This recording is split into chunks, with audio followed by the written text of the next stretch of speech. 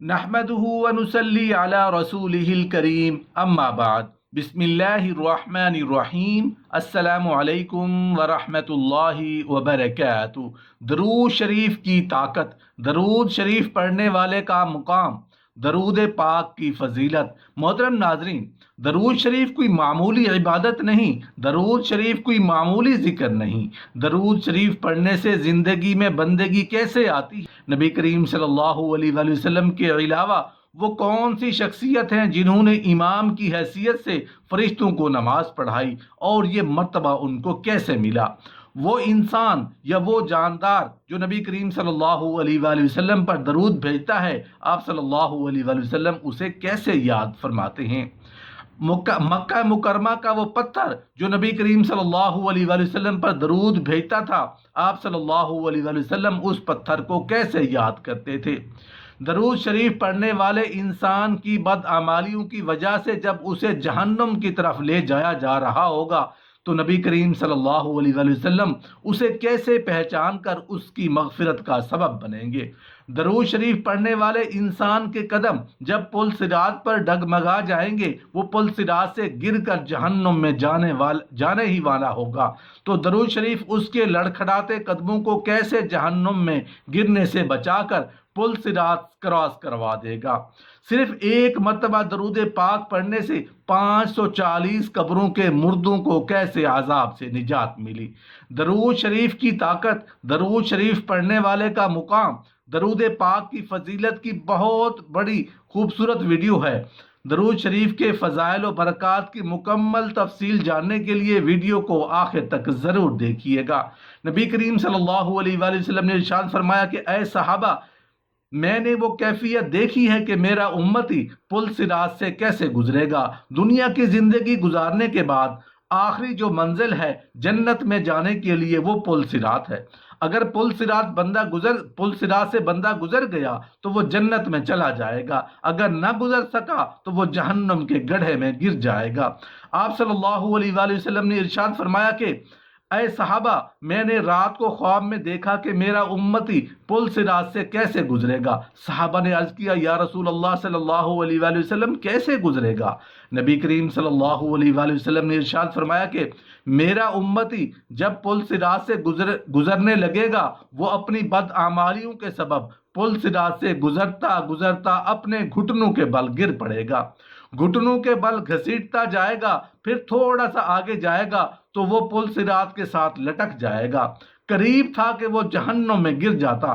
آپ نے فرمایا کہ ایک نور آیا، اس کو اٹھا کر پل صراط پار کرایا اور جنت میں بھیج دیا۔ صحابہ نے عرض کیا، یا رسول اللہ صلی اللہ علیہ وآلہ وسلم وہ نور کیا تھا؟ فرمایا، جو میرا امتی میرے اوپر درود شریف پڑھتا ہے، وہ درود روز محشر اس کے پاس نور کی صورت میں آئے گا، جو اس شخص کو پل صراط پار کرا کے اس کو جنت میں لے جائے گا۔ محترم ناظرین، اللہ رب العزت نے مسلمانوں کو درود شریف پڑھنے کا حکم فرمایا، اور اس کا فائدہ کتنا ہے؟ حضرت علی المرتضیٰ رضی اللہ تعالیٰ عنہ فرماتے ہیں کہ اللہ رب العزت نے جنت میں ایک درخت لگا رکھا ہے، پیدا کر رکھا ہے، جس کا پھل سیب سے بڑا ہے اور انار سے چھوٹا ہے، مکھن سے زیادہ نرم ہے اور شہد سے زیادہ میٹھا ہے اور مشک سے زیادہ خوشبودار ہے۔ اور اس درخت کی کیفیت یہ ہے کہ فرمایا اس کا تنا جو ہے وہ سونے کا ہے، اس کی ٹہنیاں موتیوں کی ہیں، اس کے پتے زمرد کے ہیں۔ حضرت علی المرتضیٰ رضی اللہ تعالیٰ عنہ فرماتے ہیں کہ اس درخت کا پھل صرف وہی شخص کھائے گا جو نبی کریم صلی اللہ علیہ وآلہ وسلم پر کثرت سے درود شریف پڑھتا ہوگا۔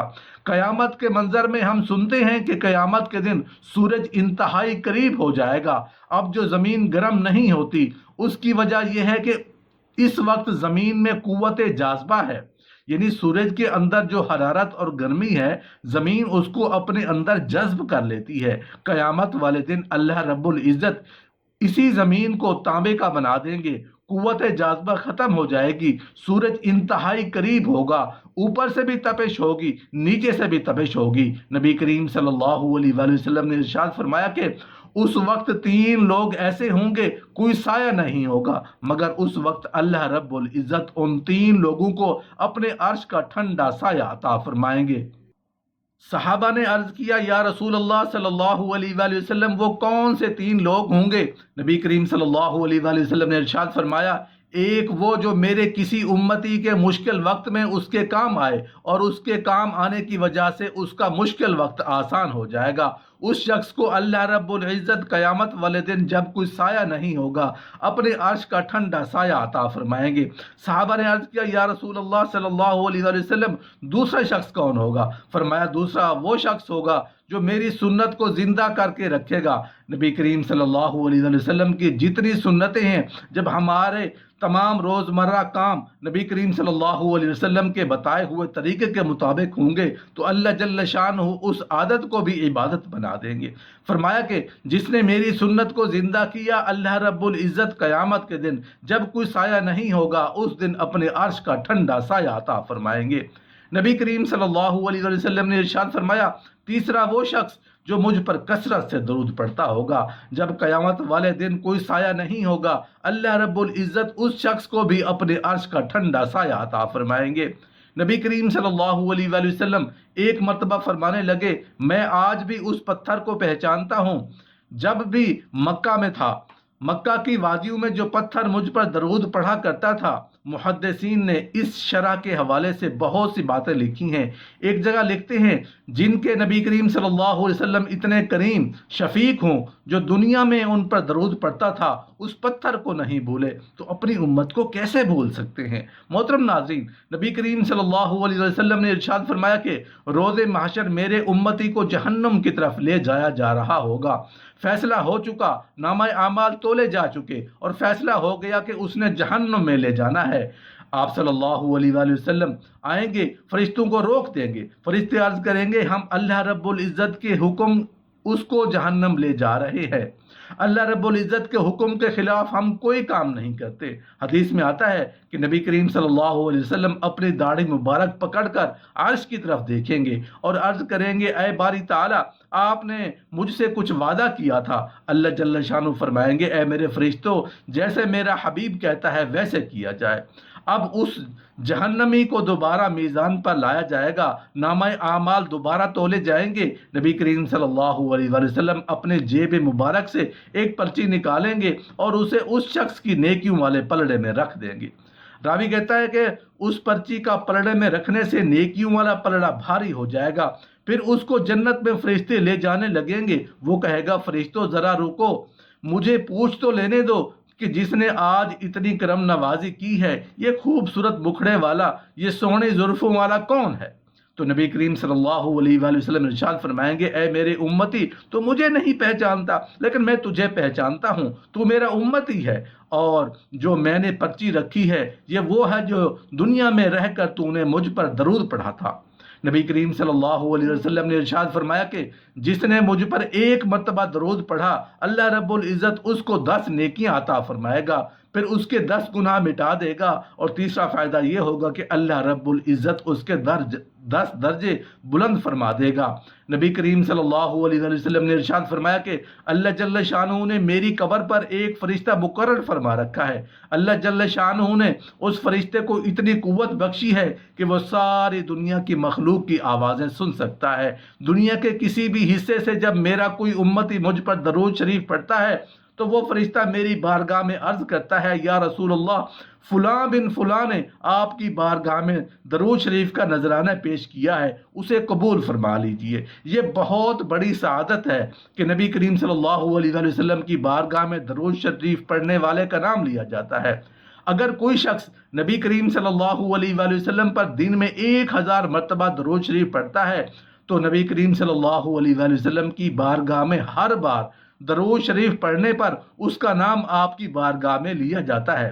قرآن پاک میں اللہ جل شانہ فرماتے ہیں کہ اللہ اور اس کے فرشتے نبی پاک صلی اللہ علیہ وآلہ وسلم پر درود بھیجتے ہیں۔ اے ایمان والو تم بھی درود بھیجو اور سلام کا بھی خوب نذرانہ پیش کرو۔ نبی کریم صلی اللہ علیہ وآلہ وسلم نے ارشاد فرمایا کہ میرا کوئی امتی جب کبھی اپنی کتاب میں درود لکھ بھی لے، جب تک درود لکھا رہے گا اللہ رب العزت فرشتے مقرر فرما دے گا۔ جب تک درود لکھا رہے گا وہ فرشتے صبح اور شام مغفرت کی دعا کرتے رہیں گے۔ حضرت زرع رحمت اللہ علیہ بہت بڑے محدث ہیں، آپ کو امام المحدثین کہا جاتا ہے۔ محدث وہ ہوتا ہے جو حدیث پاک پر کام کرتا ہے، حدیث پاک نقل کرتا ہے، حدیث پاک کی کتابیں لکھتا ہے۔ آپ کے وصال کے بعد ایک چاہنے والے نے آپ کو خواب میں دیکھا کہ آپ پہلے آسمان پر فرشتوں کو امامت کرا رہے ہیں۔ اس شخص نے پوچھا، حضرت اتنا بلند مرتبہ، اتنا بلند مقام، اتنی عزت کیسے ملی؟ تو آپ نے فرمایا، میں اپنی زندگی میں حدیث پر کام کرتا تھا اور میں نے 10 لاکھ کے قریب حدیثیں لکھی ہیں، اور جب بھی حدیث لکھتا تھا تو میں نبی کریم صلی اللہ علیہ وآلہ وسلم کے نام کے بعد صلی اللہ علیہ وآلہ وسلم لکھتا تھا۔ میں نے اپنی زندگی میں 10 لاکھ مرتبہ نبی کریم صلی اللہ علیہ وآلہ وسلم کا نام لکھا۔ اللہ جل شانہ اس نام کے لکھنے کی برکت سے مجھے یہ مقام عطا فرمایا کہ مجھے فرشتوں کا امام بنایا۔ جب بھی محمد صلی اللہ علیہ وآلہ وسلم کا نام آئے یا لکھا جائے تو ہمارے اوپر درود پاک پڑھنا بھی واجب ہے اور لکھنا بھی واجب ہے۔ عموماً آج کل نبی کریم صلی اللہ علیہ وآلہ وسلم، انبیاء کرام علیہم السلام، صحابہ کرام رضی اللہ تعالی عنہم یا محدثین کے اسم گرامی کے نام کے ساتھ صلی اللہ علیہ وآلہ وسلم علیہ السلام رضی اللہ تعالی عنہ یا رحمت اللہ علیہ کو مختصر کر کے لکھتے ہیں، تو یہ بالکل غلط ہے۔ ان کے اسم گرامی کے نام کے ساتھ مختصر نام نہیں لکھنا چاہیے۔ حضرت امام حسین رضی اللہ تعالیٰ عنہ سے ایک حدیث پاک مروی ہے کہ آپ فرماتے ہیں، نبی کریم صلی اللہ علیہ وآلہ وسلم نے ارشاد فرمایا کہ جو مجھ پر درود پڑھنے میں کوتاہی کر گیا اس کو جنت کا راستہ بھلا دیا جائے گا۔ جو پڑھتا رہا وہ بھی جنت میں جانے کے بعد بھی اپنی زندگی پر رشک کرے گا کہ کاش مجھے اور موقع مل جاتا تو میں نبی کریم صلی اللہ علیہ وآلہ وسلم پر اور درود شریف کا نذرانہ بھیجتا۔ حضرت حسن بصری رحمت اللہ علیہ کے پاس ایک عورت آئی اور عرض کرنے لگی، میری بیٹی فوت ہو گئی ہے، میں اسے خواب میں دیکھنا چاہتی ہوں، مجھے کوئی وظیفہ بتا دیں۔ حضرت حسن بصری رحمت اللہ علیہ نے اس کو وظیفہ بتایا، وہ چلی گئی، اور جب اگلے دن اس نے وظیفہ کیا تو اس نے اپنی بیٹی کو خواب میں دیکھا تو گھبرائی ہوئی واپس آئی۔ حضرت حسن بصری رحمت اللہ علیہ نے وجہ پوچھی تو اس نے کہا کہ میں نے خواب میں اپنی بیٹی کو بڑے برے حالات میں دیکھا ہے، میری بیٹی کے جسم پر تار کول کا لباس ہے، زنجیروں میں جکڑی ہوئی ہے، اس کی قبر میں آگ ہی آگ ہے، مجھے بتائیں کہ میں کروں؟ تو آپ نے فرمایا کہ اپنی بیٹی کے لیے زیادہ سے زیادہ ایصال ثواب کا اہتمام کرو، اس کے لیے مغفرت کی دعا کرو۔ وقت گزر گیا، وہ خاتون چلی گئی۔ چند دن بعد حضرت حسن بصری رحمت اللہ علیہ نے ایک لڑکی کو خواب میں دیکھا جو جنت میں تھی، باغات میں تھی، بہترین ماحول میں خوش تھی۔ تو آپ نے پوچھا، اے لڑکی تو کون ہے؟ تو اس لڑکی نے عرض کیا کہ میں وہی لڑکی ہوں جس کی ماں کو آپ نے وظیفہ بتایا تھا۔ حضرت حسن بصری رحمت اللہ علیہ خواب میں ہی حیران ہوئے اور فرمایا کہ تیری ماں نے تو تیرے حالات کچھ اور بتائے تھے۔ وہ عرض کرنے لگی، بے شک میری ماں نے جو بتایا تھا وہ سچ تھا، لیکن ہوا کچھ یوں کہ میں جس قبرستان میں دفن تھی وہاں سے اللہ کا ایک نیک بندہ گزرا، اس نے نبی کریم صلی اللہ علیہ وآلہ وسلم پر ایک مرتبہ درود پڑھا اور اس درود شریف کا جو ثواب ہے وہ سارے قبرستان والوں کو بھیج دیا۔ تو اللہ رب العزت کو اس کا درود پڑھنا اتنا پسند آیا کہ اس کے درود پڑھنے کی وجہ سے ہم 540 قبروں پر جو عذاب ہو رہا تھا، اللہ جل شانہ نے سب قبروں سے عذاب کو ہٹا دیا۔ درود شریف کی بہت زیادہ فضیلتیں ہیں۔ فرمایا کہ اگر کسی شخص کے 80 سال کے گناہ ہوں اور وہ شخص جمعہ کی روز نماز عصر کے بعد 80 مرتبہ نبی کریم صلی اللہ علیہ وآلہ وسلم پر درود پڑھے تو اللہ رب العزت اس شخص کے 80 سال کے گناہ معاف فرما دیں گے۔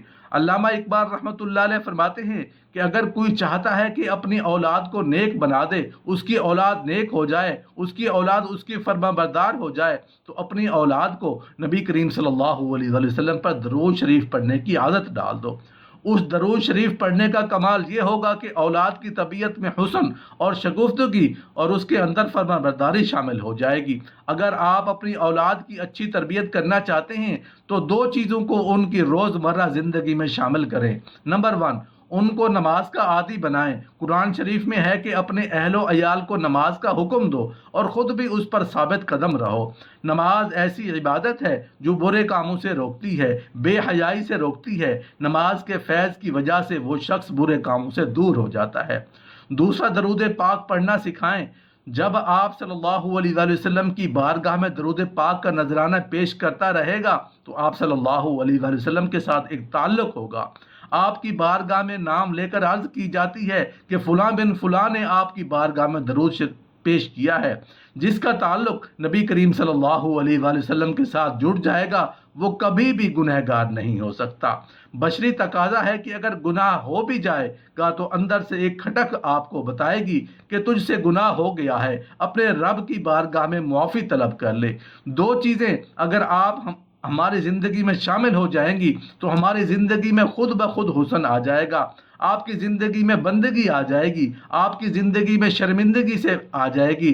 نماز احساس دلاتی ہے کہ میرا کوئی معبود ہے، میں اس کا بندہ ہوں، اس کی عبادت کرتا ہوں۔ جب کوئی شخص سجدے میں جھکتا ہے اور اپنی پیشانی کو رب ذوالجلال کے سامنے جھکاتا ہے اور کہتا ہے سبحان ربی الاعلی کہہ کر اللہ جل شانہ کی بڑائی بیان کرتے ہیں تو سجدہ میں ہمیں احساس دلاتا ہے کہ اس کے بندے ہیں اور ہمارا رب ہے، آپ اس کے عبد ہیں، وہ ہمارا معبود ہے۔ اور جب آپ نبی کریم صلی اللہ علیہ وسلم کے اوپر درود بھیجتے ہیں تو درود شریف آپ کو احساس دلاتا ہے کہ آپ کسی کے امتی ہیں اور ہمارا بھی کوئی نبی ہے۔ ہمارا ملک پاکستان اسلام کے نام پر بنا، جو نبی کریم صلی اللہ علیہ وسلم کے نام پر بنا، مگر اسلام سے دوری کی وجہ سے ہم مسائل کا شکار ہیں۔ حضرت علی رضی اللہ تعالیٰ عنہ نے جب اسلام قبول کیا تو ان کی عمر مختلف روایتوں کے مطابق 7 سال، 10 سال یا 12 سال تھی۔ نبی کریم صلی اللہ علیہ وسلم نے فرمایا اپنی اولاد کو 3 چیزیں سکھاؤ، میری محبت سکھاؤ، میرے اہل بیت کی محبت سکھاؤ، قرآن کی محبت سکھاؤ۔ جب نبی کریم صلی اللہ علیہ وسلم کی محبت ہوگی تو جو محبت ہے وہ یہ تقاضا کرتی ہے کہ محبوب کا ذکر کیا جائے۔ محبوب کا ذکر کرنے کے لیے درود پاک پڑھنے سے بڑھ کر کوئی وظیفہ ہو ہی نہیں ہے سکتا۔ علماء کرام فرماتے ہیں جیسے نماز پڑھنے کے لیے اہتمام کرتے ہو، اسی طرح درود پاک پڑھنے کے لیے بھی اہتمام کیا کرو۔ ہمیں اٹھتے بیٹھتے لیٹتے چلتے پھرتے ہر وقت درود پاک پڑھنا چاہیے۔ یا اللہ پاک ہم تیری مخلوق ہیں، ہمارے خالق ہیں، ہم تیرے محبوب کی امت میں سے ہیں، ہم مانتے ہیں کہ ہم کمزور ہیں، گنہگار ہیں، لیکن تیری رحمت ہمارے گناہوں سے بڑی ہے۔ اپنی رحمت سے ہمیں بخش دے اور ہمیں اپنے محبوب کا سچا پکا امتی بنا دے۔ آمین یا رب العالمین۔